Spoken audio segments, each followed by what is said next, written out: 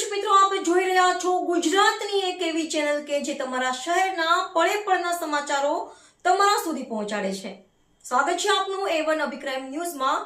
હું છું anchor Arpita Patel. Kutch Gandhidham logistic ગોડાઉનમાં ચોરી કરનાર 3 આરોપીઓ ઝડપાયા. ગાંધીધામના સુભાષનગર વિસ્તારમાં આવેલી શિપ લોકલ લોજિસ્ટિક કંપનીના ગોડાઉનમાં ગત 7 એપ્રિલના રોજ પાછળના શટરનું લોક તોડી અજાણ્યા શખ્સો 4.59 લાખની રોકડ રકમ ચોરી ગયા હતા.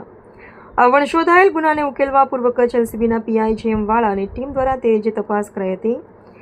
બાતમીના આધારે પોલીસે કીડાના 4 રસ્તા પાસેથી મોટરસાઇકલ સાથે ઉભેલા સિરાજ અકબર પઠાણ, સમીર નુરમામદ મથડા અને સુમિત ભરતભાઈ રાણાની ધરપકડ કરી છે.